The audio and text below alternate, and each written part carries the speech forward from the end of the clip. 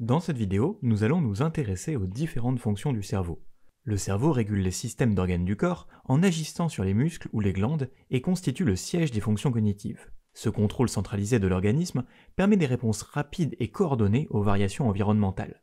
Bien que les réflexes et les schémas de réponse simples ne nécessitent pas l'intervention du cerveau, tous les autres comportements plus sophistiqués nécessitent que le cerveau intègre les informations transmises par les systèmes sensoriels et fournisse une réponse adaptée. De façon plus physique, le cerveau humain apparaît comme un solide ferme, de couleur gris-rose. Il est à 60% constitué de graisse et a une densité à peine supérieure à celle de l'eau. Cependant, les neuroscientifiques, c'est-à-dire les personnes qui étudient la forme et la fonction du cerveau, ont déterminé que l'organe est constitué de plus de 300 régions distinctes, bien que fortement interconnectées. À une échelle beaucoup plus petite, le cerveau est constitué d'environ 160 milliards de cellules, dont la moitié environ sont des neurones et l'autre moitié des cellules gliales. En moyenne, un cerveau humain pèse entre 1,2 et 1,4 kg, ce qui représente environ 2% du poids total du corps. En rapport à ce poids total, le poids du cerveau ne fait donc vraiment pas justice à son utilité. On peut également remarquer que le cerveau est composé de 73% d'eau, alors que le corps dans son ensemble est plus proche de 60%, ce qui fait que le cerveau d'un adulte contient en moyenne 1 litre d'eau. Ensuite, environ 40% du tissu cérébral est constitué de matière grise, c'est-à-dire d'un ensemble de cellules nerveuses très serrées. Et de manière complémentaire, environ 60% des tissus du cerveau sont constitués de substances blanches. Celle-ci est constituée de longues extensions filiformes de cellules nerveuses recouvertes de gaines de graisse.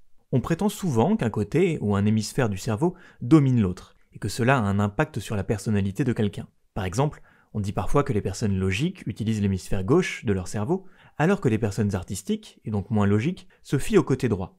Cependant, il s'agit là d'une simplification excessive. S'il est vrai que les hémisphères ne fonctionnent pas de manière identique, par exemple les centres de la parole sont normalement situés à l'extrême gauche, les tâches de notre cerveau activent des régions des deux côtés du cerveau en même temps. De façon historique, la relation entre le corps et le cerveau a depuis longtemps été un sujet de débat pour les scientifiques et les philosophes. Dans l'Égypte ancienne, le cerveau était considéré comme un système permettant de dissiper la chaleur, et le cœur était le siège des émotions et de la pensée. Bien que nos sentiments les plus importants soient toujours décrits comme étant d'origine cardiaque, les neurosciences ont pourtant montré que c'est le cerveau qui est le moteur de toutes les activités du corps. Passons maintenant aux fonctions. La fonction principale du cerveau est de contrôler les actions de l'organisme à partir des informations sensorielles qui lui parviennent.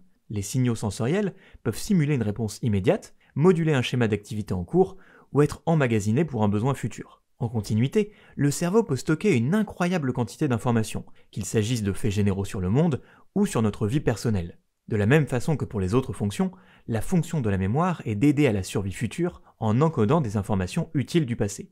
Les systèmes de base du corps, tels que la respiration, la circulation, la digestion et l'excrétion, sont tous sous le contrôle ultime du cerveau, qui cherche à modifier leur rythme pour répondre aux besoins du corps. Mais le cerveau est aussi le lieu de la pensée et de l'imagination. La pensée est une activité cognitive qui nous permet d'interpréter le monde qui nous entoure, tandis que notre imagination nous aide à envisager des possibilités dans l'esprit sans l'apport des sens. Enfin, une caractéristique unique du cerveau humain concerne également les centres de la parole qui contrôlent la formulation du langage et l'exécution musculaire de la parole. Le cerveau utilise également un système prédictif pour comprendre ce que dit une autre personne. Et sur ce, nous en avons terminé avec cette petite présentation des principales fonctions du cerveau. J'espère que ça aura pu vous intéresser et que ça vous donnera envie d'en apprendre davantage. Si c'est le cas, n'hésitez pas à laisser un like et à vous abonner, et on se voit dans une prochaine vidéo.